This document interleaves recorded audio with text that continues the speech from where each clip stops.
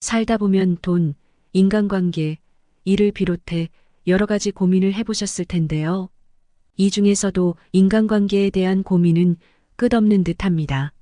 왜냐하면 모든 것이 이 인간관계에서 출발하기 때문이죠.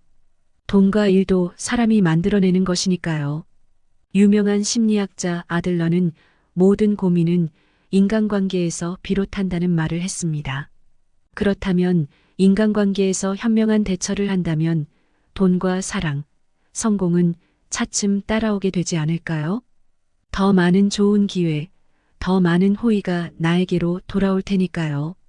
오늘은 100년 넘게 사랑받아온 데일 카네기의 책 인간관계론을 통해 인복을 가져오고 사람들 사이에서 사랑받고 승진도 하고 돈도 얻는 방법에 대해 알아보겠습니다.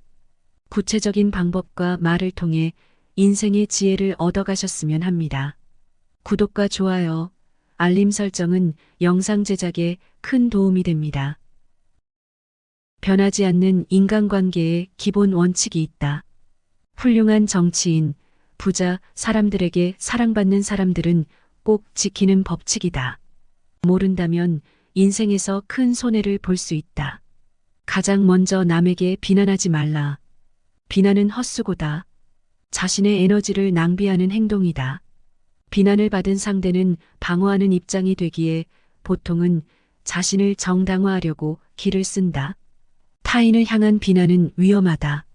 비난은 사람들의 소중한 자존심에 상처를 내고 자존감을 다치게 하며 붕괴하게 만든다.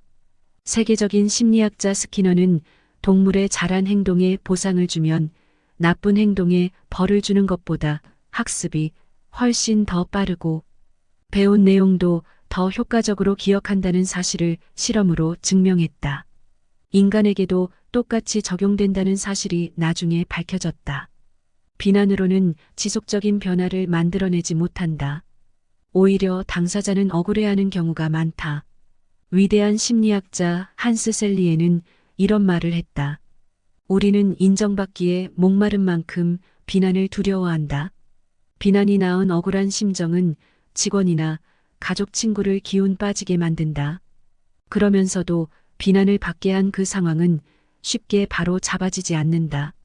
비난이란 멀리 편지를 전하던 비둘기와 같다는 걸 깨닫자. 그것들은 언제나 집으로 돌아온다. 우리가 지적하고 비난하는 사람은 100명 중에 99명은 자신을 정당화하리라는 걸, 역으로 우리를 비난하리란 걸. 비난이 헛수고라는 사실은 역사적으로도 찾아볼 수 있다.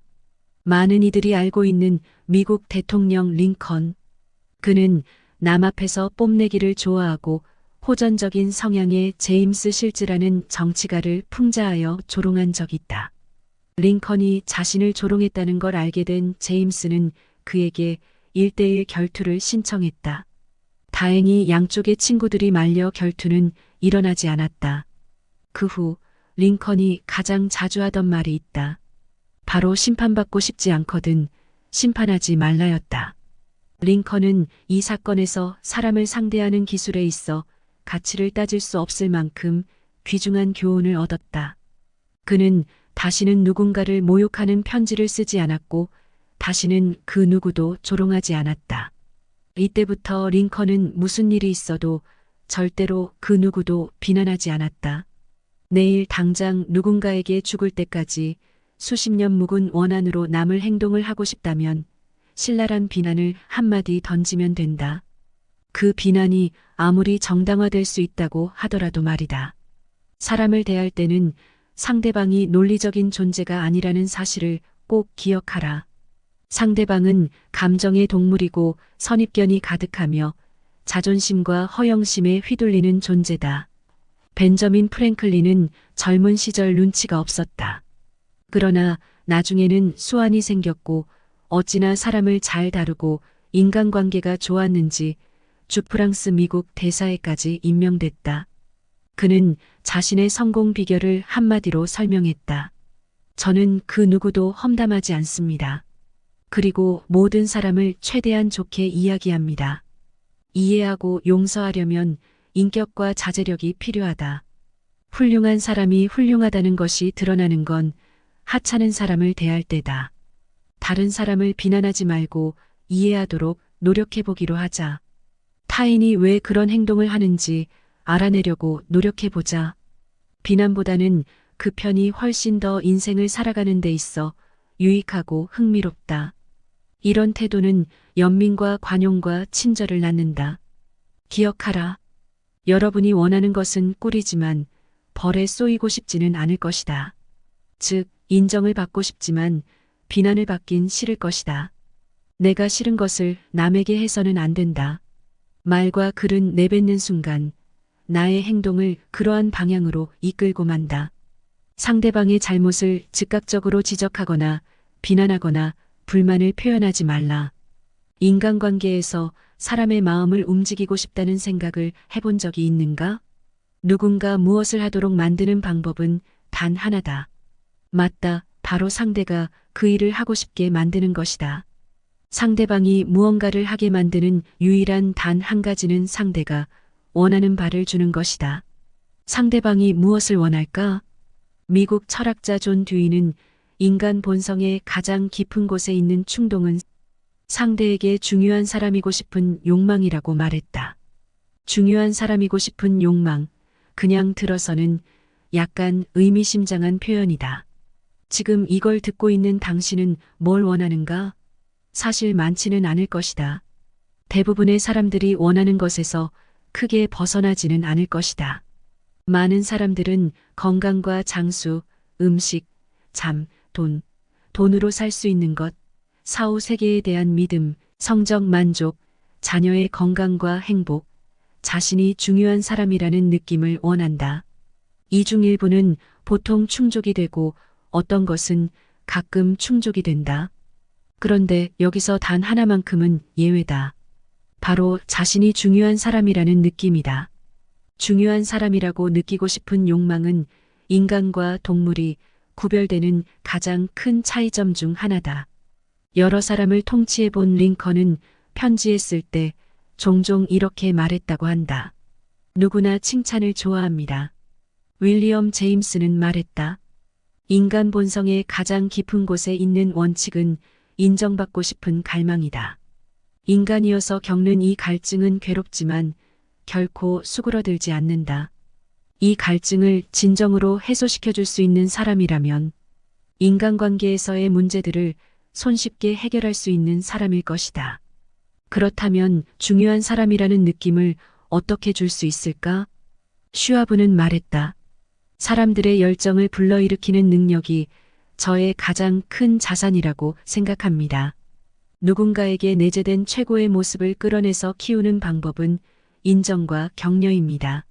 사람의 의욕을 가장 확실하게 꺾어버리는 것은 바로 상대의 혹평입니다. 저는 그 어떤 경우에도 누구도 지적하지 않습니다. 사람들이 노력하도록 동기를 부여해 주어야 한다고 생각하니까요. 제가 늘 생각하는 것은 어떻게 하면 칭찬할 수 있을까 궁리합니다. 흠을 잡는 건 매우 싫어합니다. 저는 잘했다고 말할 때는 진심을 담고 칭찬을 할 때는 아낌없이 합니다. 살면서 다양한 분야의 훌륭한 사람을 많이 만났습니다. 그러나 아무리 훌륭하고 높은 위치에 있는 사람이라고 해도 칭찬을 해주면 분명히 비난할 때보다 더 큰 노력을 기울이고 더 일도 잘합니다. 우리는 자녀나 친구, 직원의 신체 건강은 걱정하면서 왜 좀처럼 자존감은 신경 써주지 않을까? 힘내라고 영양가 있는 음식은 만들어주면서 왜 친절한 인정의 말은 해주지 않을까? 그런 말 한마디가 기억에 남아 사람을 움직이는 원동력과 감동으로 남아줄 텐데 말이다.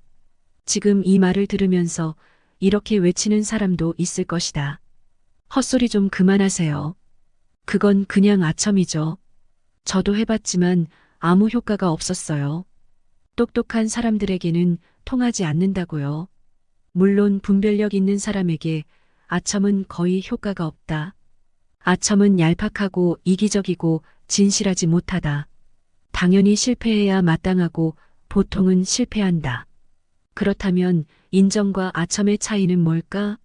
하나는 진심이고 다른 하나는 진심이 아니다. 하나는 마음에서 우러난 것이고 다른 하나는 이세로 비집고 나온 것이다. 하나는 사심이 없고 다른 하나는 이기적이다. 하나는 널리 찬사를 듣고 다른 하나는 널리 비난받는다. 우리는 인정을 하라는 것이지 아첨을 하라는 것이 아니다. 만약 아첨으로 모든 것이 해결되었다면 누구나 다 방법을 익혀서 우리 모두는 인간관계에 대한 고민을 더 이상 하지 않을 것이다. 그런데 우리는 보통 시간의 90% 이상을 나 자신에 관한 생각으로 보낸다. 그렇지만 잠시 멈춰 나에 대한 생각을 내려놓고 상대방의 좋은 점에 대해 생각해 본다면 아첨에 의존할 필요가 없다. 일상에서 우리가 가장 소홀히 하는 덕목 중 하나가 바로 인정이다. 아들, 딸이 꽤나 훌륭한 성적표를 받아와도 좀처럼 칭찬하지 않는다. 자녀가 쿠키를 굽는데 성공해도 격려하지 않는다. 매일 만나는 사람과 방문하는 곳에 조그마한 감사의 불꽃을 남기도록 노력해보라. 거기서 작은 우정의 불길이 만들어져 다음번에 방문할 때 등불처럼 환하게 비춰주는 걸 보면 깜짝 놀랄 것이다. 내가 만나는 사람은 누구나 나보다 뛰어난 점이 있다. 그 점을 통해 나는 그 사람을 더 잘 알게 된다. 상대의 장점을 알아내려고 노력하자. 그런 다음 정직하고 진심에서 우러난 인정의 말을 건네라. 잘했다고 말할 때는 진심을 담고 칭찬을 할 때는 아낌없이 쏟아부어라. 그러면 사람들은 당신의 말을 소중히 간직하며 평생토록 생각할 것이다. 상대에게 영향을 미치는 유일한 방법은 상대가 원하는 것에 대해 이야기하고 어떻게 하면 그걸 얻는지 알려주는 것이다. 내일 만약 누군가에게 어떤 일을 시키고 싶다면 이 점을 기억하라. 예를 들어 자녀가 담배를 피우지 않기를 바란다면 일장 연설을 늘어놓지 말라. 당신이 원하는 걸 말하지 말라. 대신에 담배 때문에 야구팀에 들어가지 못할 수도 있다는 걸 알려줘라. 누군가에게 어떤 일에 대해 설득시키고 싶다면 말하기 전에 잠시 자문해보라. 어떻게 해야 이 사람이 그 일을 하고 싶을까? 그러면 경솔하게 이야기를 꺼냈다가 부질없이 내가 바라는 사항만 잔뜩 늘어놓는 일은 생기지 않을 것이다. 인간관계의 정교한 기술에 관해 헨리 포드는 최고의 명언을 남겼다. 성공하는 비결이 하나 있다면 나의 관점 못지않게 상대의 관점을 파악하여 그 사람의 시각에서 대상을 바라보는 능력이다. 우리가 가진 문제점을 이야기하느라 시간을 낭비하지 말라. 상대방의 관점을 파악하고 그 사람의 시각에서 대상을 바라보도록 노력하자. 남의 입장이 되어볼 수 있는 사람, 타인의 사고방식을 이해할 수 있는 사람은 자신의 앞날을 걱정할 필요가 전혀 없다. 늘 조금이라도 더 다른 사람의 관점에서 생각하게 된다면 그것 하나만 얻어가도 인생의 풍파를 이겨내는데 큰 도움이 될 것이다. 상대의 관점을 살펴서 상대가 정말로 그것을 원하게 만든다면 나에게만 득이 되고 상대에게는 해가 되는 뭔가를 시키려는 듯이 보이지는 않을 것이다. 오히려 양쪽 모두에게 득이 되는 이야기로 받아들여질 것이다. 타인이 나를 위해 무언가를 하도록 동기부여하는 최고의 방법은 그것이 상대에게도 득이 된다는 사실을 보여주는 것이다. 기억하라. 먼저 상대가 간절히 원하게 만들어라. 이렇게 할 수 있는 사람은 온 세상이 그의 편이다. 못하는 사람은 혼자서 외로운 길을 가야 한다. 여기 인간관계에서 누구에게나 호감을 얻는 방법이 있다. 사실 어딜 가나 환영받는 사람이 되고 싶은 것은 누구나 그럴 것이다. 사람을 만나는데 무시당하고 외면받고 싶은 사람은 없다. 그렇다면 이렇게 누구에게나 호감을 얻는 사람이 되기 위해선 무엇이 중요할까? 먼저 2달만 사람들에게 관심을 기울이면 사람들이 당신에게 관심을 가지게 하려고 2년간 애쓰는 것보다 더 많은 친구를 사귈 수 있다. 우리가 아는 사람 중에는 타인의 관심을 끌려고 온갖 일을 벌이며 인생을 힘겹게 살아가는 사람이 있다. 물론 효과는 없다. 사람들은 대부분 나 자신에게 가장 많은 관심이 가 있기 때문이다.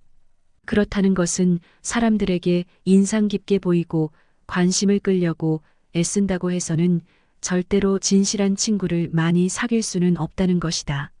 저명한 심리학자 아들러는 사실 인간의 모든 실패는 하나에서 시작된다고 말한다.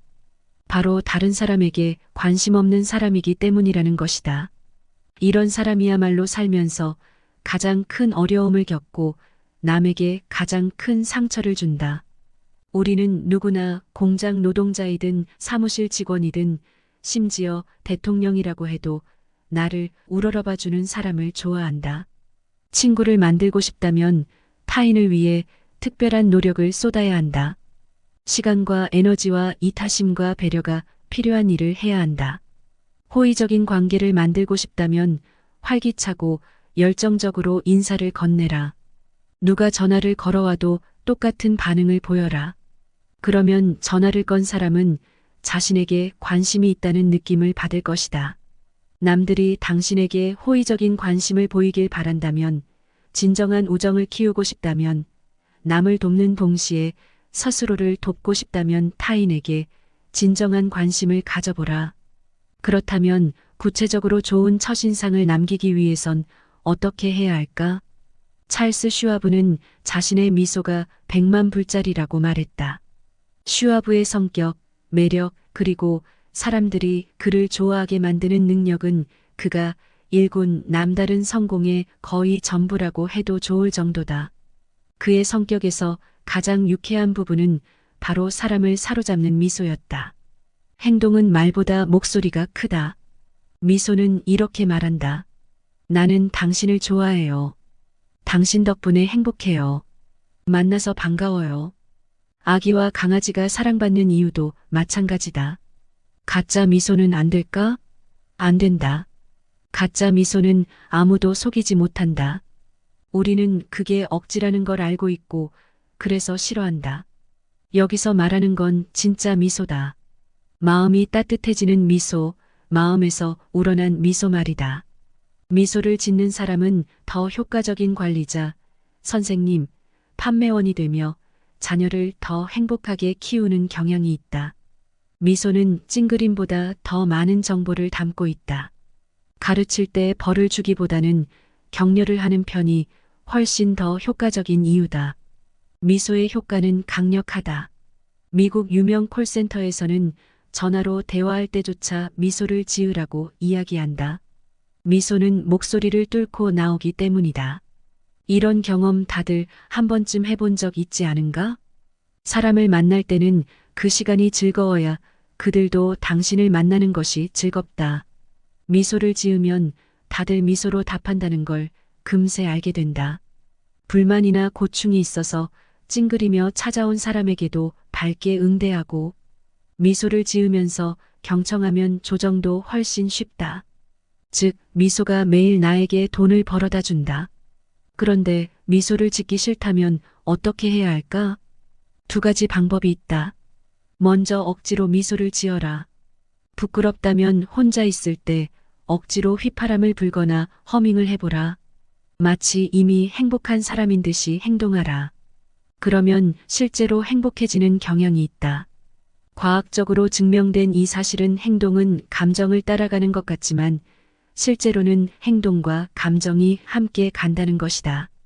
의지에 따라 직접적으로 통제하기가 더 쉬운 행동을 통제하면 그렇지 못한 감정까지 간접적으로 통제할 수 있다.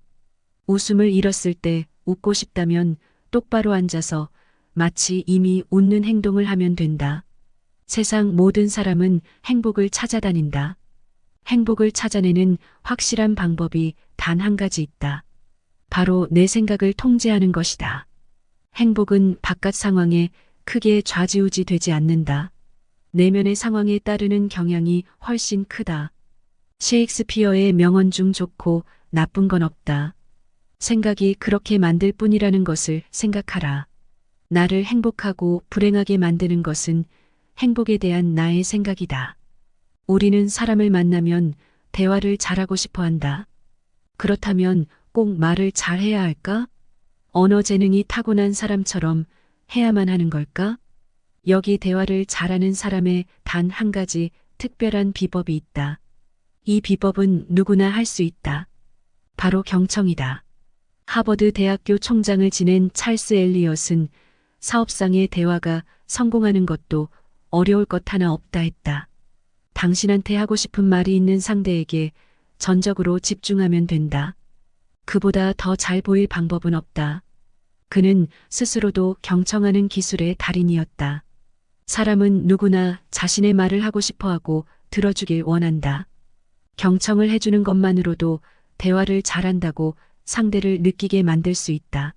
상대의 이야기를 재미나게 듣고 끄덕거리는 모습은 서로 간의 소통이 잘 된다는 것이니 말이다. 경청하는 법을 배우는 것은 가족 사이에서 더욱 중요하다. 그러나 안타깝게도 우리는 사랑하는 사람보다 낯선 사람의 말을 더 주의 깊게 듣는 듯하다. 배우자나 자녀의 말에 영혼 없이 답했던 적이 있지 않은가? 사랑에 빠졌을 때 다른 누구와도 비교할 수 없을 만큼 애인이 나를 잘 이해한다고 느끼는 이유는 내 말에 완전히 몰입해서 들어주기 때문이다. 사실 많은 사람들이 호감 가는 첫인상을 남기지 못하는 이유는 주의 깊게 듣지 않기 때문이다.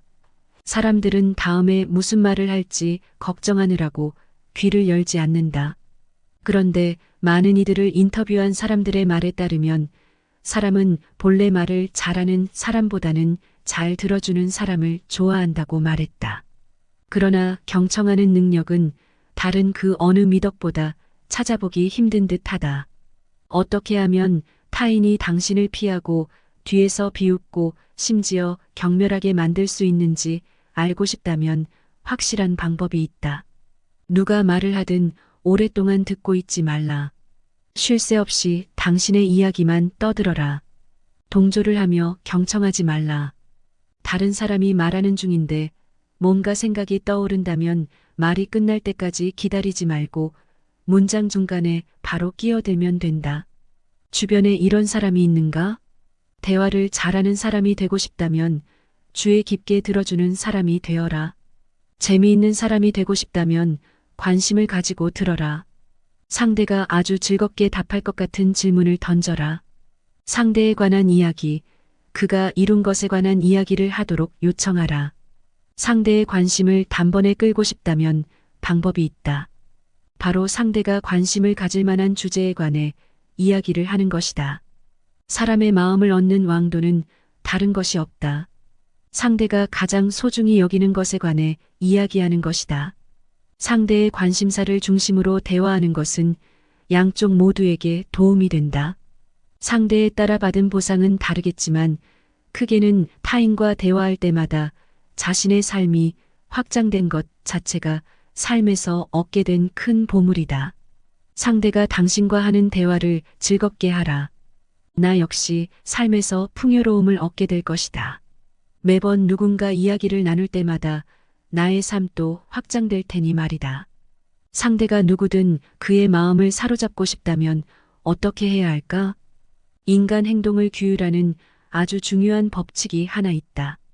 이 법칙을 준수한다면 곤란에 빠지는 일은 절대로 없을 것이다.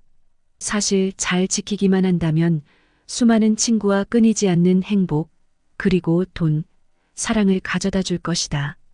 그러나 이 법칙을 깨는 순간 삶은 점점 더 공경의 길로 이끌 것이다. 이 법칙은 바로 언제나 상대가 중요한 사람이라고 느끼게 하라는 것이다. 우리는 주변 사람에게 인정받길 원한다. 나의 진정한 가치를 알아주기 바란다.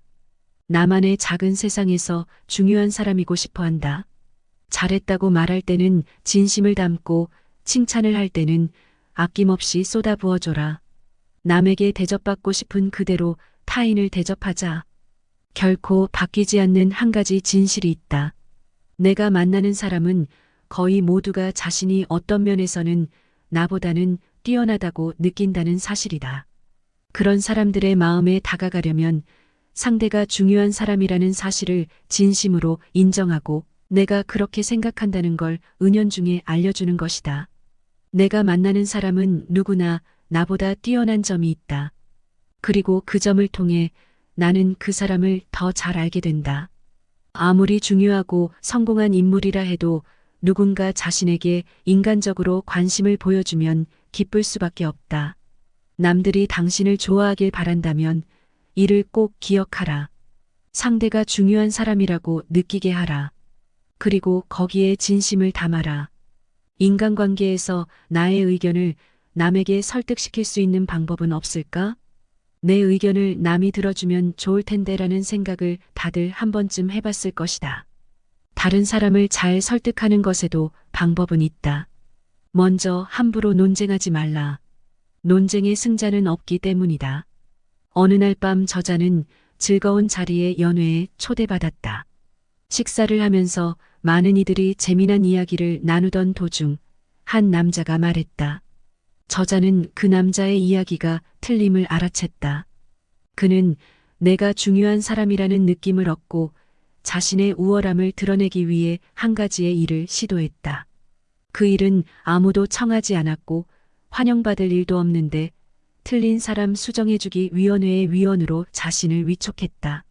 남자의 말을 지적하자 남자는 받아들이지 않았다. 오히려 말도 안 된다며 저자를 몰아세웠다.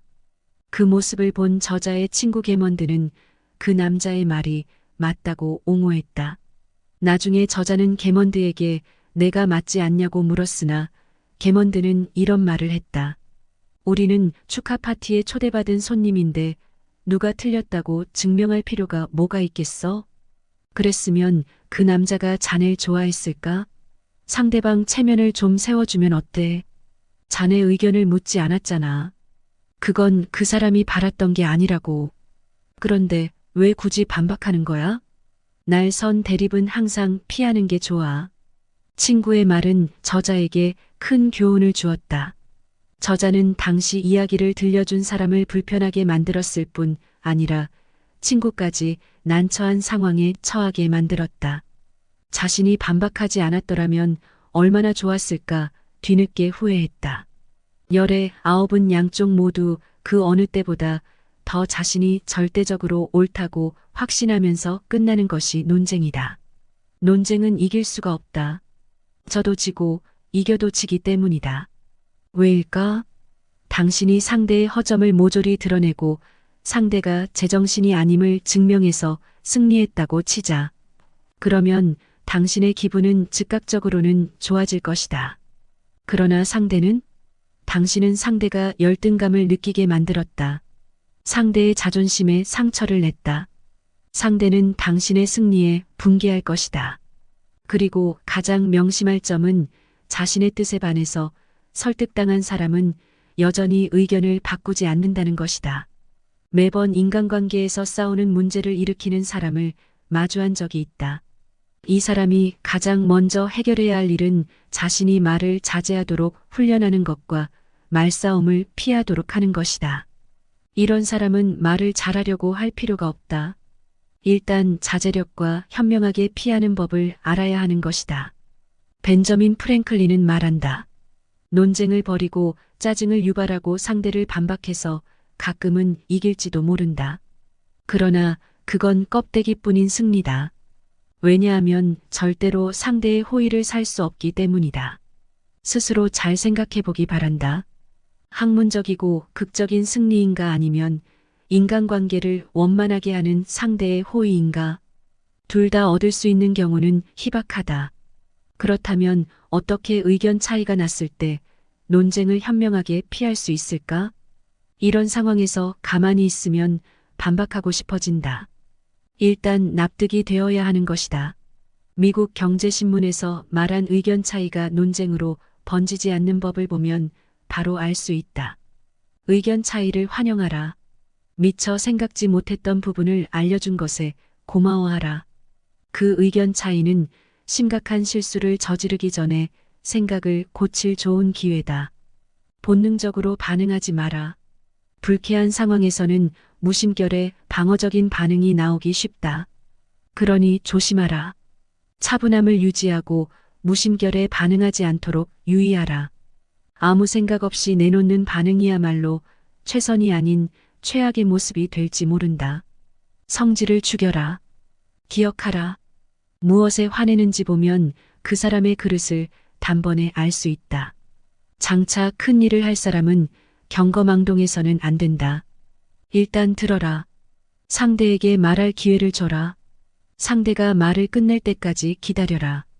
저항하거나 방어하거나 반박하지 말라. 그러면 벽만 더 높아진다. 이해라는 다리를 놓도록 노력하라. 오해라는 벽을 더 높이 쌓지 마라. 동의할 수 있는 부분을 찾아라. 잘못된 점을 지적하려 하지 말고 상대의 말을 들었다면 동의할 수 있는 지점부터 찾아라. 내가 실수했다고 인정할 수 있는 부분을 찾아보라. 실수에 대해 사과하라. 상대를 무장해제시키고 방어적인 태도를 줄이는 데 도움이 된다. 상대가 관심을 가져준 것에 진심으로 감사하라. 누구든 시간을 내서 당신과 다른 의견을 내주었다는 것은 같은 문제에 관심이 있다는 뜻이다. 당신을 선의로 돕고 싶어 하는 사람이라고 생각하라. 어쩌면 적을 친구로 만들 수 있을지 모른다. 확실히 기억하라. 논쟁에서 최선의 결과를 얻는 유일한 방법은 논쟁을 피하는 것이다. 삶을 살다 보면 이런 말을 들은 적이 있을 것이다. 100명의 내 편보다 1명의 적을 만들지 말라. 그만큼 적을 만들지 않는 것이 삶에서 중요하다는 것이다. 그렇다면 적을 만들지 않는 확실한 방법이 있을까? 맞다. 그 방법도 있다. 먼저 대화를 시작할 때 절대로 내가 이걸 너한테 증명해 보이게 라고 선언하지 말라. 좋은 태도가 아니다.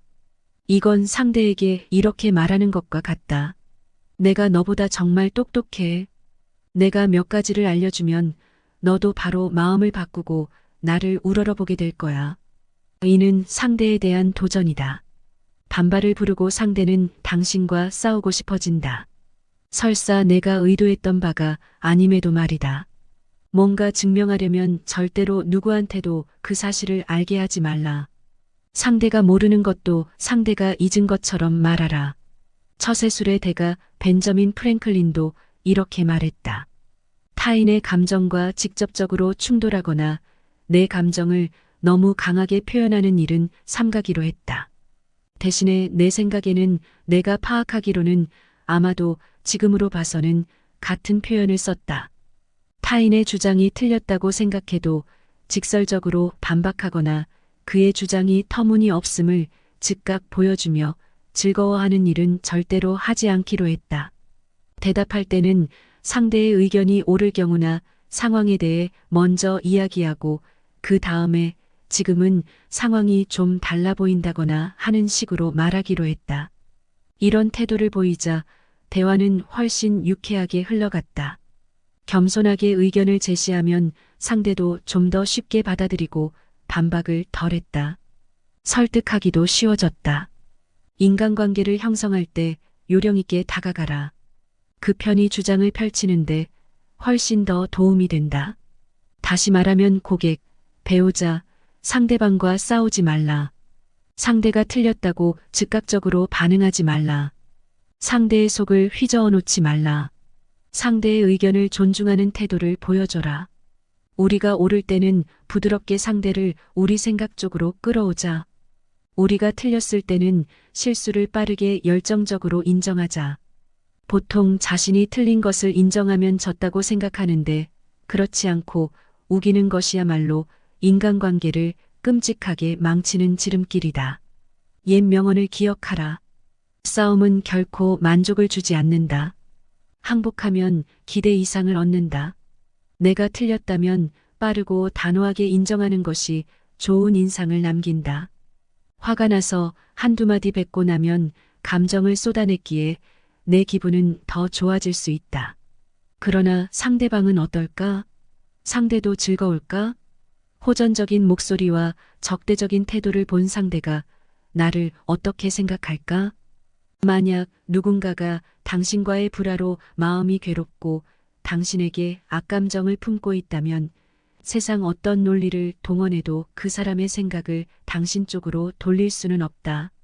하지만 부드럽게 우호적으로 상대가 존중받는 느낌을 주면서 접근한다면 어쩌면 그들도 마음을 바꿀지 모른다.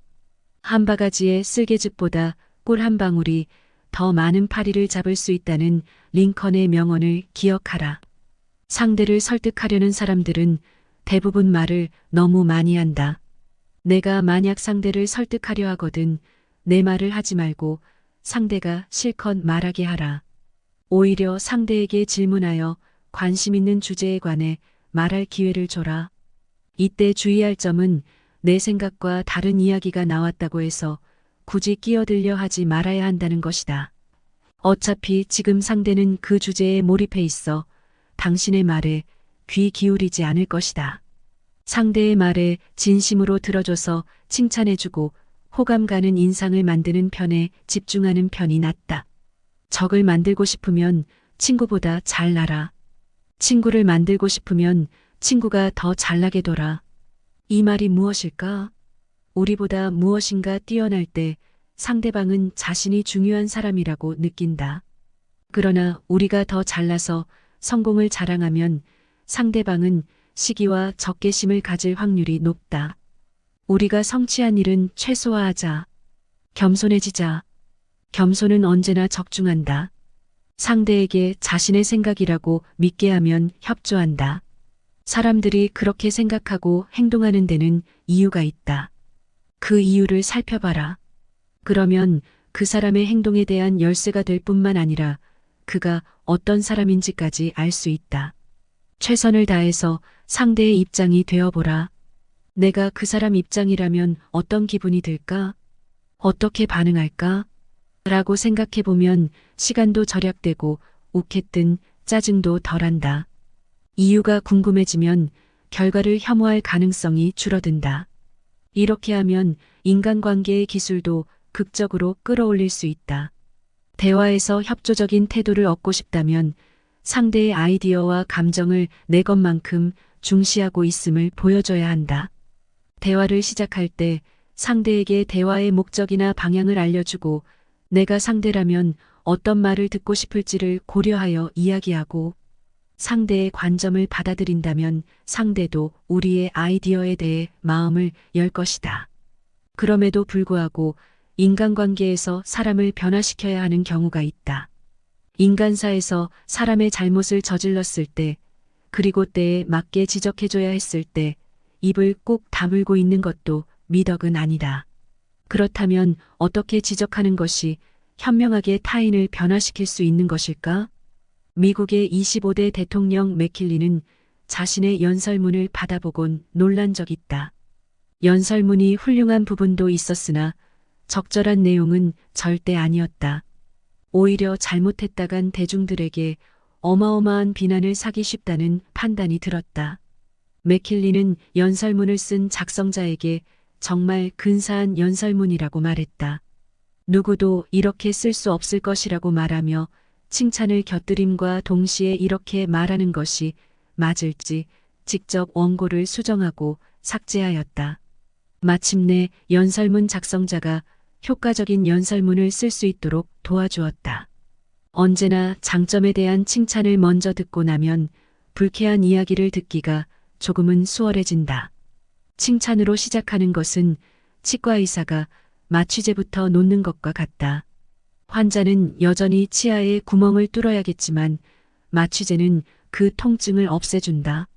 타인의 잘못을 꼭 지적해야 할 상황에는 칭찬과 정직한 인정으로 시작하라. 미움을 사지 않고 잘못을 지적하는 방법은 없을까? 이건 역시 있다. 일단 생각해보자. 잘못을 지적받는 사람은 그 누구도 기분이 좋지는 않을 것이다. 가게를 운영하는 사장이 자신의 가게를 둘러보다 담배를 피우는 직원을 보았다. 가게 내는 엄밀하게 흡연 구역이었다. 직원의 머리 위에 흡연 금지라는 편말도 있었다. 이때 사장이 바로 가서 직원에게 글자 못 읽어? 라고 타박했을까? 그렇지 않았다. 오히려 그는 직원들에게 가서 고급 시가를 하나씩 나눠주며 말했다. 이건 밖에서 피워주면 고맙겠네. 사장은 직원들이 규칙을 어김을 알고 있었다. 직원들도 사장이 그 잘못을 안다는 걸 알고 있었다. 그러나 이렇게 선물을 통해 간접적으로 실수를 알려주면서 서로가 감정이 상하지 않게 마무리할 수 있었다. 명령을 좋아하는 사람은 없다. 그렇다면 누군가에게 지시를 하거나 하는 상황에선 어떻게 현명하게 해야 하는 걸까? 바로 명령이 아니라 늘 의견을 제시하는 것이다. 늘 사람들에게 스스로 행동할 기회를 줘라. 이렇게 하면 사람들의 실수를 바로잡기가 쉽다. 상대의 자존심을 지켜주고 상대가 중요한 사람이라는 느낌을 줄 수 있다. 이러면 상대는 반항하기보다는 협조하고 싶어진다. 나에 대해 나를 세워서 지적을 하는 것도 아니니 굳이 반박하고 싶지도 않아진다. 요령 없는 명령은 반감만 산다. 그 반감은 오래도록 지속될 수 있다. 아무리 그 명령이 명백히 잘못된 상황을 바로잡기 위해서였다고 해도 말이다. 현명한 사람이라면 이때 직접 명령을 하기보다는 질문할 것이다. 질문으로 시작하면 명령을 받아들이기 상대도 더 쉽고 창의성까지 자극되는 경우가 많다. 받은 질문에서 어떻게 하면 될지 한 번 더 생각해보는 계기가 되기 때문이다. 또 명령이 나오게 된 의사결정에 본인이 참여했을 때 그 명령을 받아들일 가능성이 더 높고 이런저런 지시를 받더라도 발끈할 가능성이 낮다. 서로 물고 뜯으려고 하는 적대적인 사람들을 화해시키는 특별한 방법이 있다. 바로 모두에게 공정하고 옳은 방법이 무엇일지 열심히 찾아다닌 것이었다. 그런 다음 그 방법을 잘 설명하고 강조하면서 조심스럽게 제시했다. 합의안이 뭐가 되었든 어느 쪽도 잘못됐다고 말하지 않았다. 무언가를 중재해 본 사람이라면 누구나 경험해 봤을 것이다. 모든 당사자의 체면을 세워줘라. 우리가 옳고 상대방이 확실히 틀렸다고 하더라도 상대의 체면을 깎는다면 상대의 자존감만 파괴된다.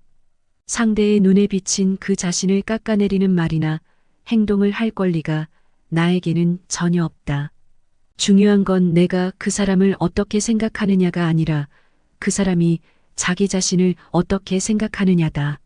현명한 사람이라면 인간관계를 유지할 때 상대의 체면을 내세워줘야 한다는 것을 알고 있다. 무슨 문제가 생겼다면 상대에게 고치기 쉬운 문제처럼 보이게 하라. 만약 여러분이 자녀나 배우자, 직원, 내가 만나는 사람에게 무언가를 못한다, 소질이 없다, 다 틀렸다고 말한다면 더 잘해야 할 이유를 모조리 파괴하는 것이다. 정반대의 방법을 사용해 보는 건 어떨까? 먼저 얼마든지 실컷 격려해 보라. 그 일이 하기 쉬울 것처럼 말하라. 실제로도 잘 생각해 보면 사소한 문제들은 고치기가 어렵지 않다. 그리고 상대의 능력을 내가 신뢰하고 있다는 사실을 인지시켜줘라. 우리는 칭찬에 너무 인색하다. 정말 맞다고 생각하는 것은 부끄럽더라도 넌지시 칭찬을 건네라. 상대가 자신감이 부족해 보인다면 재능이 있는데 아직 개발되지 않았을 뿐이라고 말하라. 실제로 자신의 재능을 잘 펼치고 있지 못한 것일 수 있다. 그러면 상대도 자신의 능력을 갈고 닦기 위해 새벽이 밝아올 때까지 연습할 것이다. 상대를 불쾌하게 만들거나 원망을 사지 않으면서 사람을 변화시키고 싶은가? 그리고 다른 사람의 발전을 도와주고 싶은가? 상대에게 용기를 줘라. 그리고 잘못을 고치기 쉬울 것처럼 느끼도록 격려해줘라. 이 책을 통해 우리가 알게 된 것은 한 가지인데요. 결국 우리가 인간관계를 더 좋아지게 하는 방법은 타인을 존중하는 것이죠. 굳이 할 필요 없는 조언을 하지 않고 쓸데없는 논쟁을 내려두고 내 얘기를 줄이라는 겁니다. 타인에게 중요하고 존중받는 사람이다라는 것을 알려주세요. 다른 사람에게 내가 옳고 우수하다는 것을 알리고 강요하는 것보다 상대의 웃음과 관용, 너그러움, 좋은 방향으로 변화하는 모습을 지켜보는 것이 훨씬 더 아름답지 않을까요? 마지막으로 데일 카네기의 이 원칙들을 적용해 본 적이 있다면 댓글로 알려주세요. 타인의 훌륭하고 다양한 경험담을 통해 우리는 더욱 성장할 수 있습니다. 지금까지 들으면 들을수록 인생의 지혜가 깊어지는 명언의 품격이었습니다. 구독과 좋아요, 알림 설정은 영상 제작에 큰 힘이 됩니다.